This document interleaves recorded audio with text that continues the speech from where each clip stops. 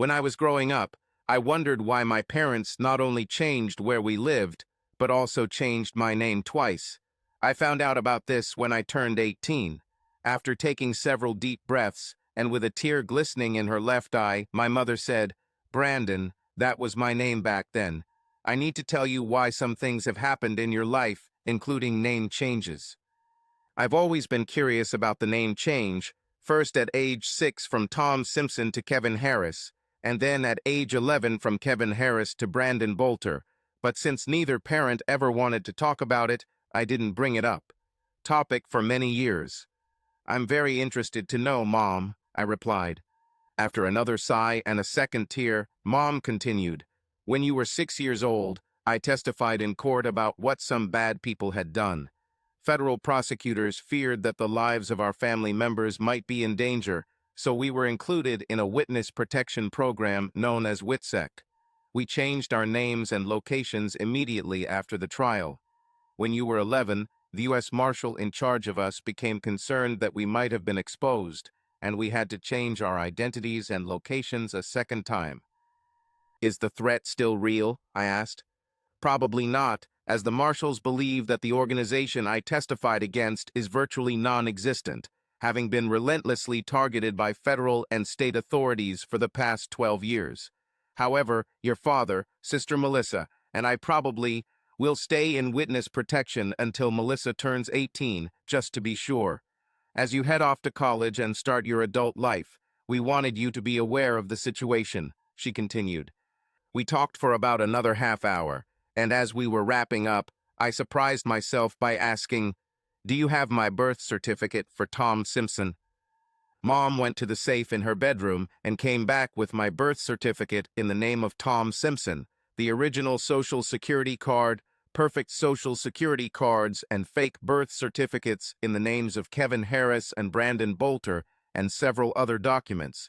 When she handed them to me, she grinned. "You already have documents for 2 aliases, but don't use them unless you're planning on escaping a bad relationship." I opened a safe deposit box at the National Bank and put all the documents in there, as well as my state champion javelin medal from high school. Over the next month, my conversation with my mother forced me to grapple with a number of issues that had bothered me as a child, including the rather secluded upbringing Melissa and I had had, the anxiety my parents felt when I insisted on joining the track team at high school, their reluctance to be photographed so that the photos would not leave our house, and many other small and large oddities that arose in my childhood. Although I gained some self-confidence from athletics and decent grades, it was probably because of my troubled childhood that I did not have the self-confidence that a 182 cm, 79 kg good-looking guy should have. This included an aversion to physical confrontations. Other characteristics I had: I didn't like real team sports like football, fast cars, and other typical male hobbies, and I liked plays, especially musicals, opera, and art. By the time I graduated from college, my parents and sister had been out of the witness protection program for a year, since the organization that posed the threat no longer existed. But of course, we all retained the Bolter family name and identity. After college, I started dating a woman I met at a singles meeting named Jill Gerson. We seemed pretty compatible, except that Jill exuded confidence, and I still lacked that trait. Later, as I got to know Jill better, I realized that she really had an explosive temper. It didn't put me off, but it did make me a little wary. However, Jill's sex appeal ultimately overrode any doubts I had about the relationship. Jill and I got married in front of a justice of the peace, with only our parents and siblings present. Neither of us wanted a big celebration. We went on a short honeymoon to Niagara Falls, where we barely left our room. Married life with Jill was good for 2 years. We made love regularly, had a good group of friends, visited every art gallery and museum in the area, and spent a significant portion of our spare money on the theater. However, after about 26 months of marriage, Jill began to have physical problems. At first, her menstrual cycles became irregular, something that had never happened to her before. Then, a milky substance would sometimes be released from her breasts. I insisted that she see a doctor.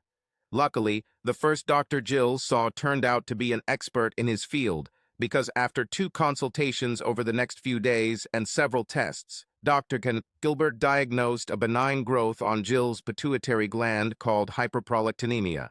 Because it was caught early, there was no permanent damage and treatment was relatively simple. Dr.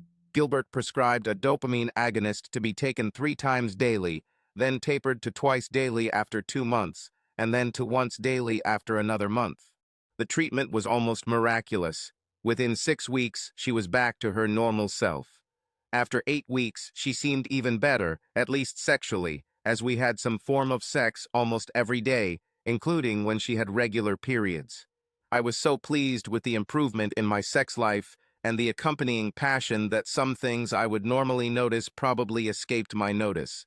These things included Jill sometimes putting a pair of panties in her purse when she left for work, a second phone that I sometimes noticed in our guest room, and not being able to reach her at lunchtime much more often than usual. One morning, after a normal night of passionate lovemaking, I was more attentive than usual and saw her discreetly put a pair of panties and a strange phone in her handbag, and unable to reach her at lunchtime, I finally suspected that something was wrong. Toward the end of my lunch break, I drove 10 minutes from my office to Jill's office and waited outside. Around 1:30 p.m., I saw her being driven to her office by a man in a BMW. The kiss on the lips they exchanged before she jumped out of the car disturbed me. When she returned home that night, I deliberately, in a joking manner, looked at her panties. They were the same color that I saw in the morning when she put them in her purse. Now on guard, I watched Jill more closely. When I again saw her sneaking a pair of panties and a second phone into her purse 2 mornings later, I was there at her office at 11:30 the next day. At 11:54 a.m., I saw the same BMW I had seen earlier pull up in front of the building. Jill quickly exited the building and got into the car, and they drove away. I easily followed them in my nondescript white Toyota, which looked like hundreds of other cars on the road at the time.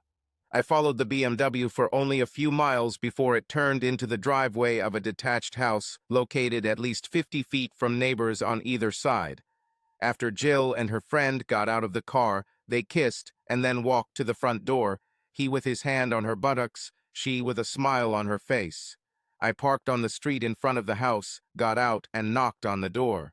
The man who answered the door was much larger than me and obviously did not appreciate my knocking. "What do you want?" he barked. I saw Jill in the background. She looked at me and at least had the decency to blush. "I want to talk to your bitch friend, you asshole," I barked back and tried to enter. He pushed me to the ground, and when I stood up, he hit me. It was painful. "Get off my property or I'll kick your ass," he shouted. Jill was nowhere to be seen. Still avoiding confrontation at this point, I trudged back to my car, went home to patch up my nose and gather the things I'd need for the next few days, and drove back to the office. I turned off my cell phone, but saw that there was a message from Jill's main phone. I didn't check it. At work, I asked the HR person in charge of providing temporary housing for out-of-town clients if I could use one of my firm's 3 apartments for the next week or so. She checked the schedule and said one of the apartments was available, but I needed to get approval from one of the vice presidents. I got approval by lying that my house had a bad fumigation experience and moved into the apartment that night. That night, I considered my situation. I was embarrassed by my physical encounter with Jill's lover and wondered why I avoided confrontation and what the root of my lack of self-confidence was. When I looked in the mirror, I didn't like what I saw. Cute weakling. This is where my old personality ended. I made it through Friday fine, and on Saturday I signed up for a week-long course called Impact Self-Defense. The course lasted only 1 week and did not involve learning karate or MMA, but surviving in a fight. He taught 8 proven effective techniques that, if mastered, greatly increase the likelihood of surviving, even winning in a fight. By the following Saturday, I was bruised, sore, and brimming with confidence. I realized that these 8 techniques, very different and simple, would probably not win a fight against a skilled attacker. However, I had no doubt that for the average male antagonist, at least one of the techniques would be very successful and unexpected. I was especially confident in the header technique that was taught to me and which my instructor said I had almost mastered, including how to successfully maneuver to use it. During the week while I was training, Jill tried to contact me several times, including at work. I successfully avoided her. However, I started listening to her voicemails and reading her texts. They started out a little sarcastic, became more conciliatory, and 9 days after I left, I received one message that stuck with me. It was said with real emotion and sounded like this: "Please call Dr. Gilbert and let her explain my medical situation. Please, if you ever loved me, do this." I called Dr. Gilbert. She was busy with a patient, but called me back within an hour. "Hey, Brandon," she greeted me when I answered my cell phone. "Jill has given me permission to tell you about her condition." "I'm interested to hear," I answered sincerely. "The dopamine agonist I prescribed for her sometimes causes an unusual side effect. I warned her about it, but either she didn't listen or didn't realize the effect it was having on her. It causes an almost irresistible urge to have sex. Have you noticed an increase in sexual activity, aggression on her part over the past few months?" asked Dr. Gilbert. "Yes, I noticed," was my answer. "This is a side effect of the medication, made worse by the fact that instead of reducing the dose to twice a day after 2 months, and then to once a day after another month, she continued to take it 3 times a day. Last week, when she came to I apparently after you left her because of her sexual promiscuity, I changed the dopamine agonist and insisted that she take it only 6 times a week, no more. I believe that now she will be able to control her sexual desires, and I hope you can rebuild your life," she continued. I thanked her and started having a serious conversation again. I decided to meet with Jill and see if I could overcome her betrayal, since my wedding vows included in sickness and in health. The next day, Wednesday, after work, I collected my things from the company's apartment, called the cleaning service that serviced it to inform them that I was moving out, and went to our apartment. I was hoping that Jill's reaction would be such that I could justify giving her another chance, but I hadn't made a final decision yet. When I entered our apartment around 19, using my key, I saw her making out on the sofa with that asshole from BMW, with his hand under her skirt. At least she looked embarrassed. "You're still sleeping with the asshole, as far as I can see," I barked. "Brandon, I wasn't expecting you. My new medication regimen hasn't kicked in yet. We can get through this," were the words I think I heard her say, although I can't be sure because I was furious. The asshole was aggressive. He grabbed Jill's hand and said, "Come on, Jill, let's leave this loser and come to my house." "The only way you're leaving here is on a stretcher," I barked. "Why, you little coward," he barked back and moved towards me the same way he did on his porch. I think I heard Jill scream in the background, but I can't be sure because I was concentrating on the asshole and remembering exactly how to execute the perfect header. As the asshole began his strike, I moved forward, crouched as I had been taught, and in a fluid motion lifted the top of the skull, supposedly the hardest part of the body, up into his chin, squeezing his neck upon contact. It worked perfectly. The asshole fell to the floor unconscious. Although I stopped, I ignored Jill as I packed our 2 largest suitcases with everything I thought I'd need, then took my old-school spear out of the closet and left. Jill was busy being an asshole, but she stood up and tried to stop me, begging me to talk to her. But I didn't listen. As I pulled out of the parking lot, an ambulance pulled in from the other end. I drove to a motel on the outskirts of town, paid cash, and made plans for the next day. Afraid that the police might show up at my office, I quit over the phone, angering my boss. I went to our bank, withdrew all the money from the accounts, and took everything from my safe, including birth certificates, social cards, and other documents in the names of Kevin Harris and Tom Simpson. Over the next week, I got a new driver's license in the name of Kevin Harris, canceled my cell phone contract, recycled my phone without a SIM card, bought a temporary phone, sold my car for cash, and bought a cheaper car that I registered in Kevin Harris' name. As I left the area around noon, heading to a city about 1,000 miles away, I committed one last act. I parked a block from the asshole's house. On Up's form, I rang the doorbell to make sure no one was home.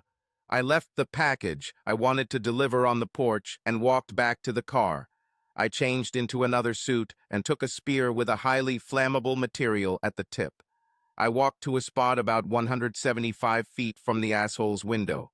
I assembled the spear, set the material on fire, and threw it straight at the window. Then I quickly returned to the car. I waited 5 minutes until I saw 2 fire trucks. As I drove past the burning house, it looked like it might burn to the ground, although by then both cars were already filling it with water and foam. I continued driving towards my new home. I never contacted or heard from Jill again, not surprising since Brandon Bolter was now a ghost. I heard from my parents that she contacted them, but they claimed that they did not know where I was. She told them that she had hired a private detective and that the police suspected that I had committed arson. But since my new documents were practically bulletproof, I was not worried about being found. Just in case, I communicated with my parents and sister only on temporary phones purchased specifically for this purpose. I found out that starting a new life is not easy, even if you have legal documents. The problem was the resume. I put one together based on Brandon Bolter's background and hoped that no potential employer would check me out. I included a cover letter explaining that my records were destroyed in a fire and only applied to places that did not require a background check. A month later, and after an interview, which I passed with flying colors because I was tasked with writing documents that I should be familiar with if I had said experience, I found a job similar to the previous one. She was at a slightly lower level, but with opportunities for advancement and a more than decent salary. I had barely dated for nearly 10 months and didn't have enough income to attend all the musicals or art shows I wanted when fate smiled on me. I had just been promoted and started working with clients face to face. A more experienced employee referred me to a woman named Joan Green, with whom he was not getting along, and I had my first meeting with her. I found her more charming than problematic, and after our business was over, I invited her to dinner. Joan piqued my interest when she said, "One of my greatest passions is musicals, but I can never get my husband Horace to go with me. I went a few times with friends, but none of them were as passionate about them as I was, and I didn't have as much fun as I had hoped." "You're kidding," I chuckled. "I love musicals. I wish my economic situation would allow me to go to them or other shows, or at least to art exhibitions every week." Joan seemed surprised that a 26-year-old heterosexual man could be such a fan, so she began jokingly asking me about my interests. When, during our discussions, she learned that I was not only very familiar with relatively modern musicals such as Hamilton, The Phantom of the Opera, Les Miserables, and Cats, but also with old and sometimes even obscure productions such as Brigadoon, Annie Get Your Gun, and Finian's Rainbow, she was very impressed. Our lunch lasted 40 minutes longer than it should have, but we both enjoyed it. She said goodbye with a hug and a sparkle in her eyes. I was so busy that I almost forgot about meeting Joan Green when she called me about a month later. After exchanging pleasantries and settling a business matter, Joan said, "Listen, Kevin, my husband Horace and I would like to invite you to dinner this Friday. Are you free?" I was surprised and instinctively replied, "Of course." "You can bring a companion if you want," she continued. "I don't think I'll be able to find anyone this weekend," I chuckled. "No problem. Can you meet us at La Petite Maison at 7:30 p.m. on Friday?" "Looking forward to it," I replied. I asked a few colleagues about La Petite Maison, since I was relatively new in town and hadn't heard of it. Everyone reacted with envy. "This is the most exclusive restaurant in the city. It has 2 Michelin stars, and it is almost impossible to get a table there," said the most knowledgeable colleague. I was stunned. On Friday evening, I came in my best suit. I thought I looked good. Fortunately, Joan and Horace were already there when I arrived, for, despite my best attire, I was afraid that I would not be allowed in for lack of respectability. The place wasn't really pretentious, but it served some of the best food of its type I've ever had. I noticed that my menu didn't have prices. I still tried to order something that I thought was relatively economical. Horace was a friendly guy who turned out to be the coup of a Fortune 1000 company. My impression that he had a lot of money was reinforced when he didn't even look at the bill and simply handed the waiter a black Amex card. It turned out that I was invited to dinner for a reason, and it seemed to me that it was like an interview. I found out the reason the following Monday when Horace called me at work and asked if I could take Joan to the opera the following Saturday, which he didn't like. I stuttered, but agreed and promised to call Joan to make arrangements. Joan was glad to hear from me. I hope it is not too much of a burden for a handsome young man like you to accompany an old woman like me to the opera. No, I'd be honored, and you're not old. I'll be jealous of every guy there, I replied, causing Joan to laugh. I don't think I could ever afford it myself, I added enthusiastically. Joan's driver picked me up from my apartment an hour before the show started. Then we picked Joan up. She looked really good. We arrived at the theater on time. I was in shock when we were ushered into a private box directly above and to the left of the stage. It was the best seat I've ever had in a theater in my life. The main plot, so to speak, is that an Egyptian police team ends up in a small Israeli town. The musicians wait in the cafe and start talking to the locals, and the singing and dancing begins. The play was unexpectedly entertaining, and Joan and I both enjoyed it. Afterwards, we went to a cast party, another first for me, and it was even more fun than the musical. Joan and I exchanged a big hug, both with genuine smiles on our faces, as her driver left her at the door before he took me home. Even though there was not an ounce of romance or sex in it, it was one of the 20 most enjoyable events of its kind that I have ever experienced. Joan and Horace had many friends as well as contacts I made by accompanying Joan to several other events that Horace either hated or was unavailable for, and even contacts with actors from various productions who were at first somewhat surprised by my relationship with Joan and Horace, but then became interested. After a year, I was going to events every other week or so with one lady or another, sometimes with absent husbands or boyfriends, sometimes with reluctant ones. I seemed to have a good reputation because no more than a handful of husbands or boyfriends insisted on interviewing me before I took their women to the theater, art gallery, or sometimes even to a charity ball. I think I was popular because I always acted like a gentleman, never took money but was happy just to have the event paid for, and never said anything bad about anyone. The women were usually between the ages of 30 and 70, and most were rich or had rich boyfriends. My particular hobby was the best thing that could have happened to someone like me. I had no problem keeping my sex life separate, and did have some enjoyable, but rather short, sexual relationships with women my age during this time.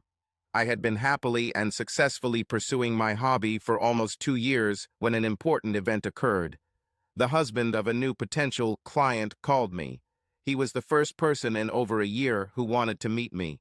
His name was no joke Guido Rixai, and when we met at a local Italian restaurant, he was wearing a black shirt and a white tie under his jacket. Guido was pleasant, but definitely made it clear that he was not to be trifled with. This was confirmed by the subordinate attitude of the restaurant staff. It was clearly a serious interview where he asked questions that were often embarrassing, inappropriate, or strange, including, "Do you like men? What do you like about opera and musicals? Have you ever had sexual contact with someone you accompanied?" etc. I remained calm during the interview, answered all his questions honestly, and then surprised him by asking him several questions, including what business he works in, why he is so concerned about my life, what his relationship is with his wife, etc. I was very pleasant and respectful in asking these questions, but also serious. Although I was sure he was lying when answering some of my questions, I think he actually gained some respect for me because of the questions I asked. I secured his respect by telling him a story. "Let me tell you a story about a friend of mine that will explain how I behave, Guido. My friend had an unfaithful wife. He never bothered to divorce her. He just disappeared one day. However, before he disappeared, he knocked out his lover with his wife, and then burned down his house. I always respected him for that. Traitors are bastards," I said with a completely serious face, before smiling broadly at the end. Guido laughed heartily, patted me on the back, and said, "My wife Gabriella wants to go to the opera in a week on Saturday. Are you free to accompany her? If you can confirm right now that I'm needed, then yes, I smiled. But I'm expecting another offer soon, so I need confirmation now. To be clear, I'm not taking money. I'm expecting transportation to be paid for, drinks and a show, and she will be returned in the same condition in which she left. Agreed. This brought about another laugh, a firm handshake, and a mutual deal. When I picked up Gabriella Rixai in the limousine I had rented, I was surprised by her appearance and behavior. She couldn't have been more than 30 years old. Guido was probably in his mid-40s, and she was dressed provocatively. She was definitely of Italian descent, although clearly American, short, thin, and, apart from her clothes, unremarkable, at first sight. Plus, she looked sullen. I introduced myself pleasantly, helped her into the limousine, and tried to make light conversation. Her responses were either angry or dismissive. For the first time in my career, I was experiencing discomfort, so I took the bull by the horns, just like I did with that asshole. Look, Gabby, I said in a stern tone, suspecting that she hated being called Gabby, my only desire is to have a nice evening at the opera. If something happened today and you're mad as a snake because of it, why don't we cancel it? We can tell your husband that we just have a personality clash and go our separate ways. I always got along with everyone when I went to the opera, theater, or art gallery, but there was always the first time. If you're some kind of pain in the ass, let's turn around now, and I won't even charge Guido for the limo. This caught her attention. She hissed something in Italian.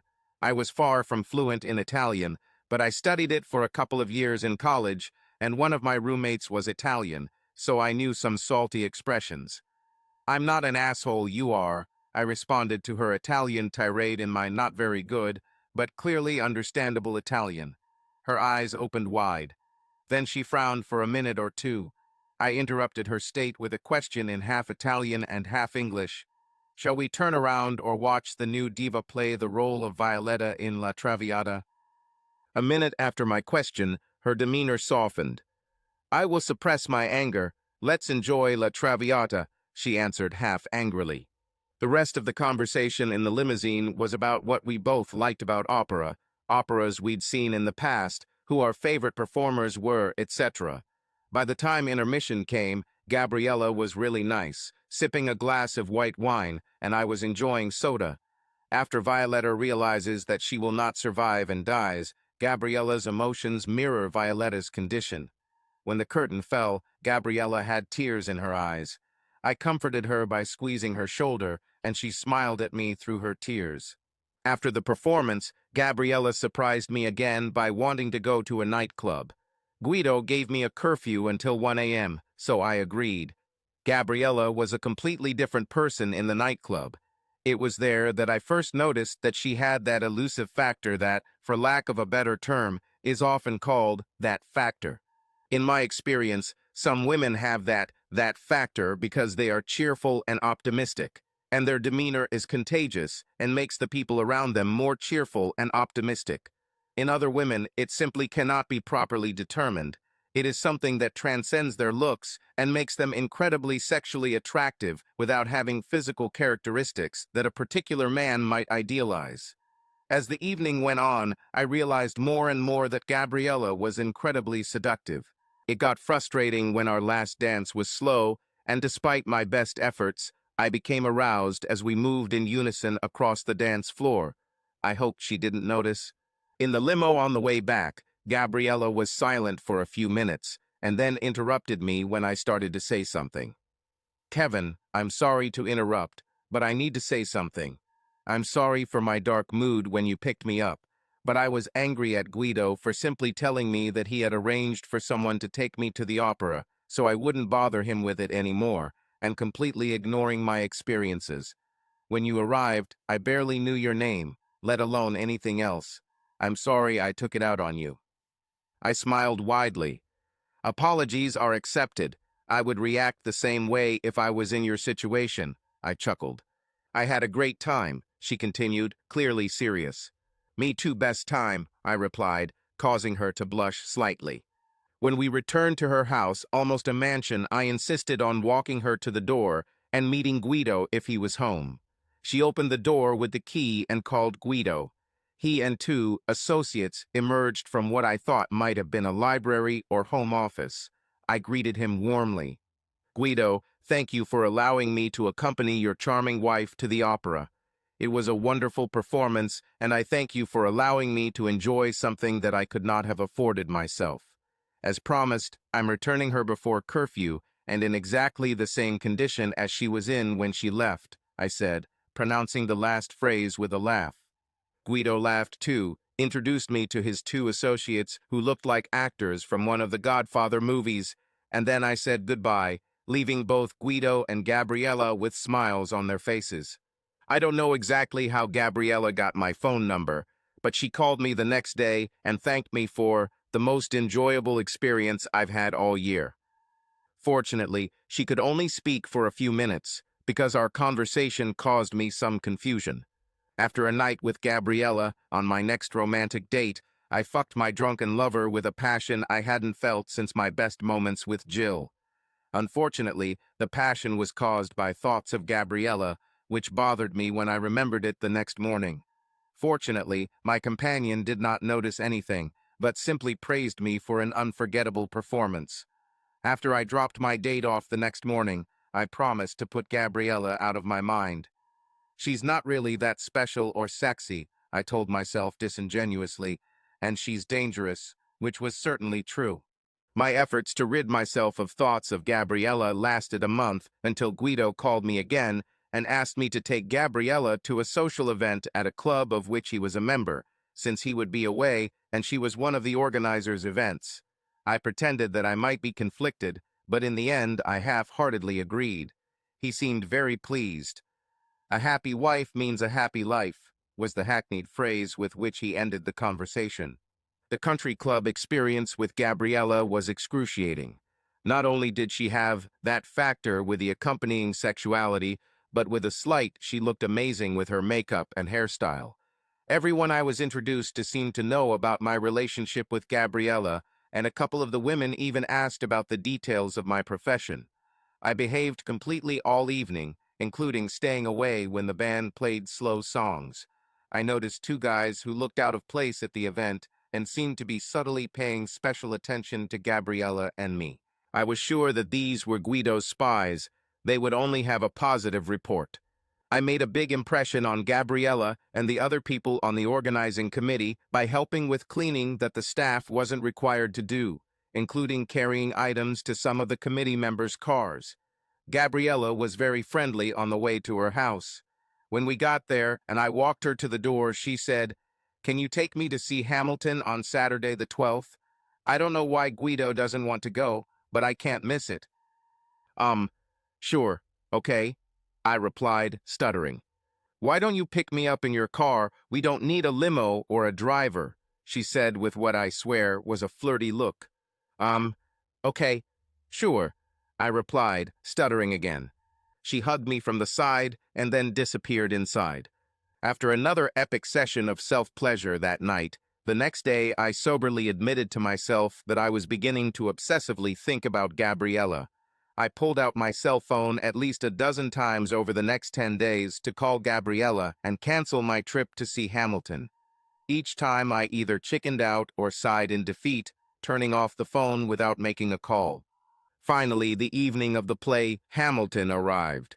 I pulled up to Rick's house in my humble blue Honda Civic and walked up to the door. Gabriella opened the door herself, dressed and made up so impressively that she could excite a eunuch. I stuttered. "You look very beautiful, an underestimation of the year." "Thank you," she smiled. "Is Guido here?" I asked. "No, he left. I promised to call him at intermission, but there is no curfew today," she said with another flirtatious sparkle in her eyes. It was hard for me not to look at her slender hips during the drive to the theater and at the performance, but I still enjoyed it. During intermission, I bought us a glass of wine while she called Guido. When she returned, she said, "The obligation is fulfilled," then drained her glass and took my arm to lead her back to our seats. After the performance, which we both really enjoyed, we went backstage as I had received a pass through Joan Green. We talked to the actors who played King George, George Washington and Eliza Hamilton, and by the time we left, there were hardly any other cars left in the parking lot. As I held the passenger door open for Gabriella, with the most devilish smile I had ever seen up close, she muttered, "I had a great time. Thank you, Kevin," and then kissed me on the lips. As she sat in the front passenger seat of my Honda, desire overwhelmed me.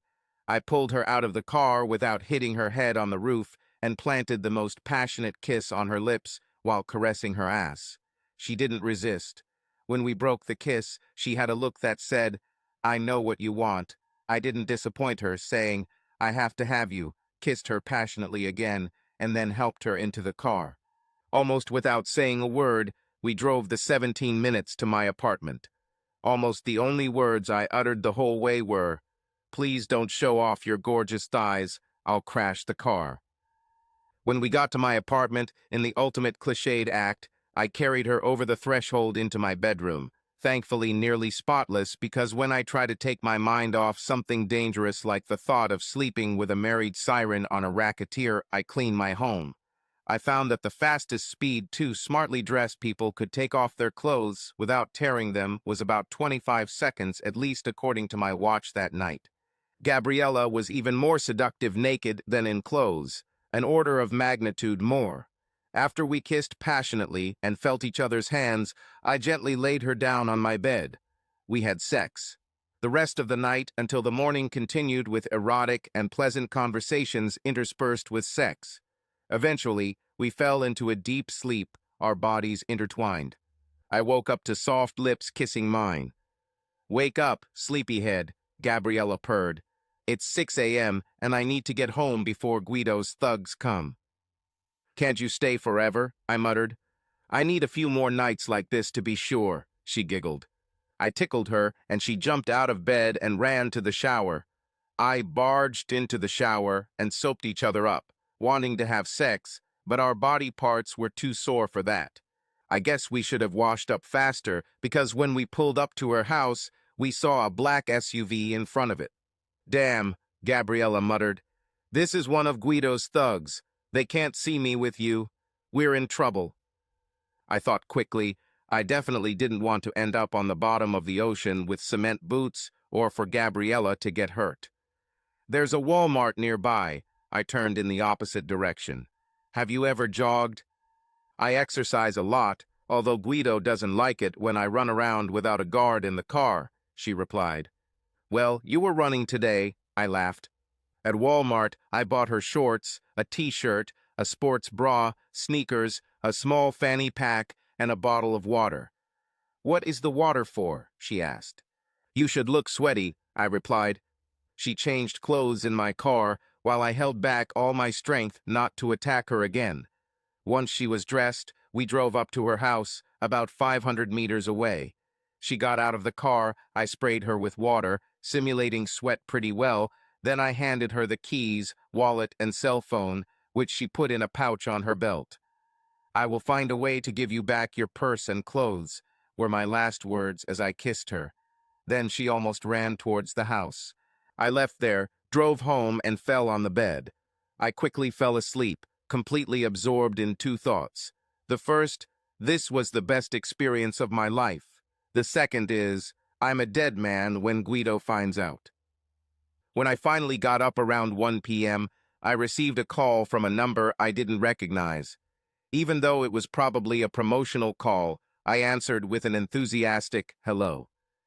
"Hello, Cupid, this is Aurora," followed by laughter on the phone. "Gabriella, what phone are you calling from?" "The new burner phone I just bought to communicate with my lover. That's you, by the way," she laughed. "What happened when you got home?" Two idiots were eating donuts in an SUV. I made fun of them by saying, "Are you all suddenly cops? Why donuts?" They thought it was funny, but then video said, "Miss Gabriella, you know that Guido doesn't like it when you run around alone." I replied, "I woke up at 6 o'clock with full energy because the party last night went so well and there was no one around and I needed to move. Don't worry, I had my cell phone in my belt pouch and there were no robbers this early. Take your donuts inside and I'll make you two some coffee," Gabriella laughed. "So they didn't suspect anything?" I asked. "Nothing, especially when I told them I was going to wash the sweat off of myself after I made them coffee. She laughed. We chatted for a few more minutes, then she said, "Kevin, I need to see you. Meet me at Crossgate Mall near Victoria's Secret at 3:30, okay?" "No wild horses can hold me back," I replied. At the mall, she gave me my own burner phone, and we entered each other's numbers into our phones. "We need rules so we don't get caught because I need more of you," she giggled. "No messages unless you pretend it's a Chinese restaurant dialing the wrong number, no texts, just short conversations to set up appointments." We discussed other precautions until she said, "This should be enough. If we come up with something else along the way, we'll add it." "There's one more thing," I said. With complete seriousness, I continued. "If Guido finds out, we need to minimize the damage you suffer. Tell him that I drugged you, took you by force, and now I'm blackmailing you, threatening to give him a sex tape and post it on the internet." "You'll be dead," she said, almost sobbing. "Not if you text me, 'Your order is ready.' I can leave the city in less than half an hour. I'll prepare everything in advance," I replied.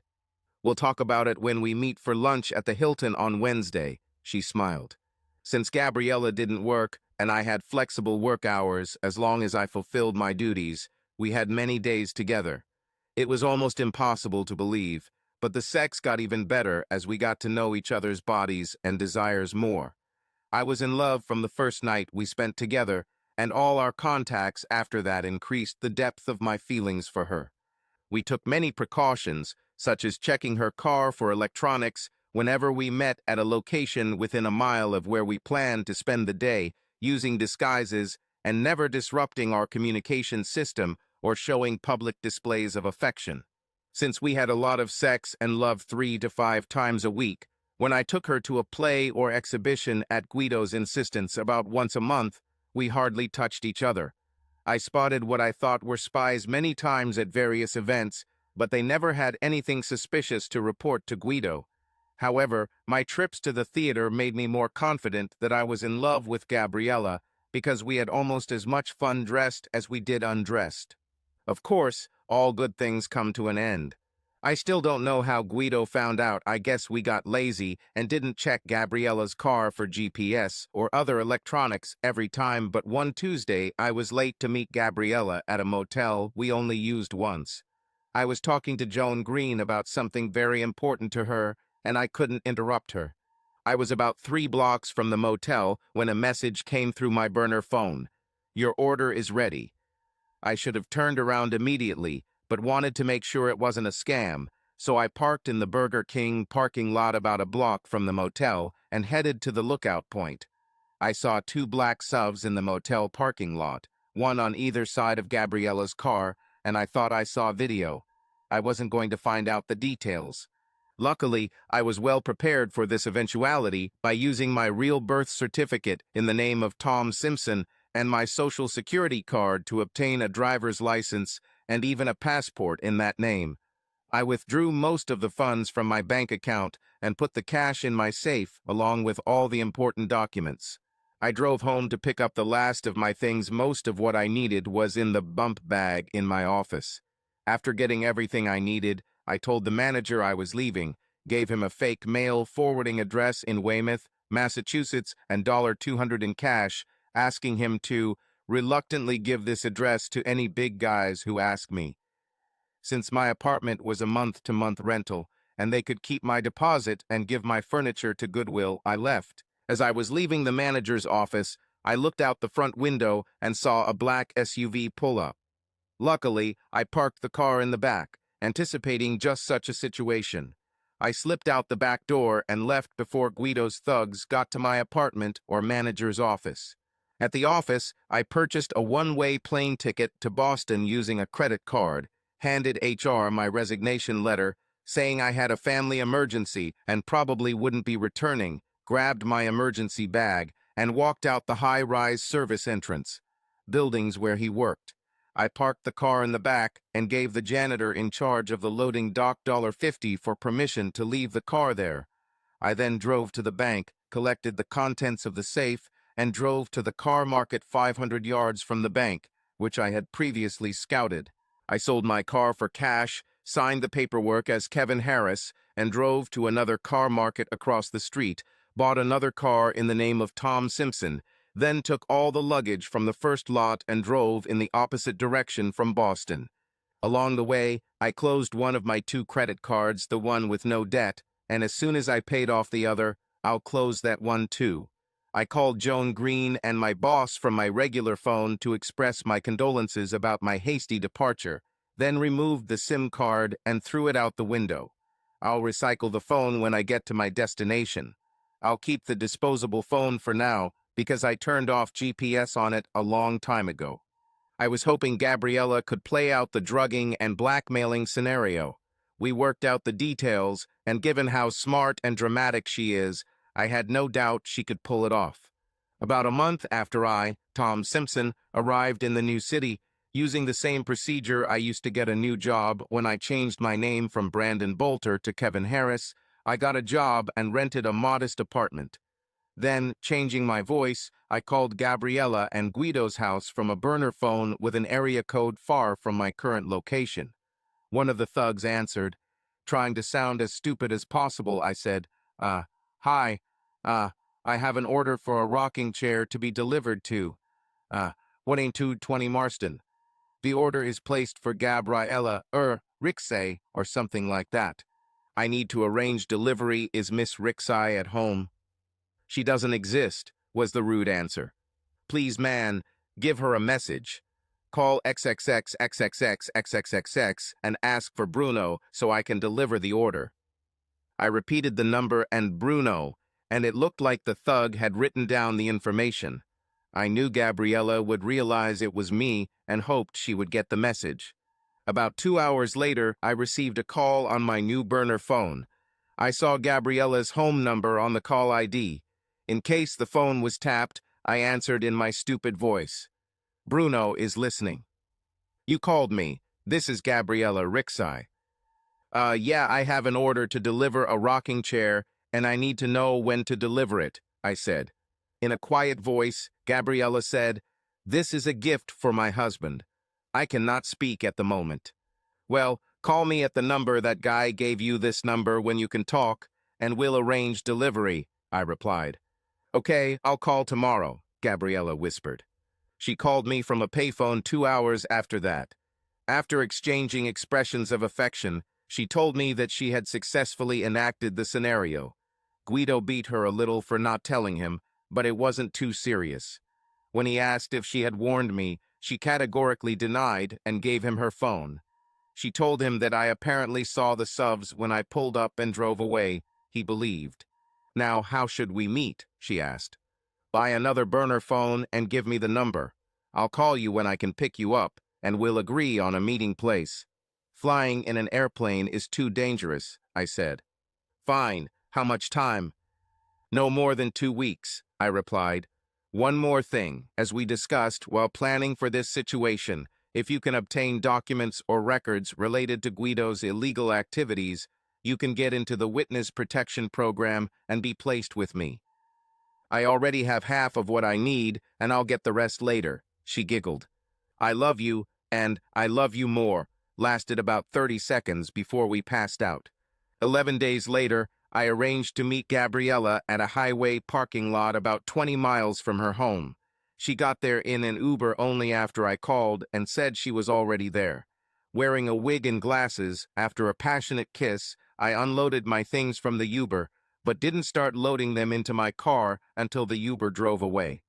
We drove about 60 miles before we stopped at a motel and had crazy sex. It was even better than I remembered. I never wanted to be apart again. My new home was 700 miles away, but taking turns driving, we got there in 12 hours. I rushed home from work every day, and in 2 weeks we tried to make up for the lost 2 months. Waking up in the middle of the night for 2 weeks straight to have sex with a goddess was the best experience of my life.